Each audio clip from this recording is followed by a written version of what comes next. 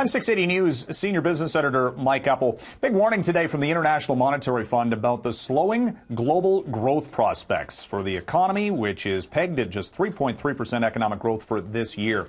Now, the IMF says that would be the slowest pace of global growth since the financial crisis years. We're a decade removed from that, so we're sort of back to where we started. No threat of interest rates going up anywhere. In fact, central banks globally are looking to perhaps add to some economic stimulus. This all comes back to trade. IMF pointing to the trade disputes between the U.S. and China specifically as one of the dampening aspects. But even China versus Canada slowing our growth prospects this year to just 1.5%, down from the 1.9% previous estimates.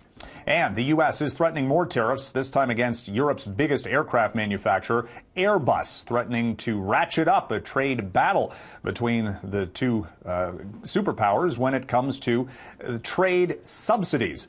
The World Trade Organization announced last year that Airbus had illegally benefited from subsidies coming from governments, and the U.S. is using that as the reason for a threat about more tariffs, this time against Airbus. Canada Goose is looking at a big expansion plan this year, taking its luxury brand to some of the hottest fashion centers, looking at opening new stores in Paris and Milan, in Alberta, and on West Edmonton Mall, for example, and another in the United States, as Canada Goose is looking to expand its retail presence. It already has 11 stores in operation worldwide and growing that by 6 this year.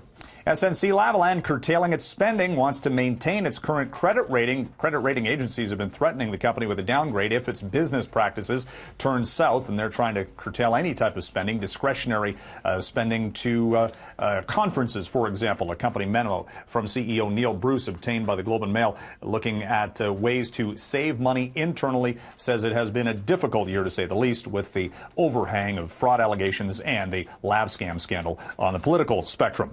And Tesla quietly cutting jobs. Bloomberg News reporting that the automaker has been cutting sales jobs in Chicago, L.A., and New York City. This after announcing plans previously to move to a more online sales platform, and also looking at a slowdown in overall sales growth momentum in the first quarter of the year for electric cars. From the 680 newsroom, I'm Mike Eppel for City News.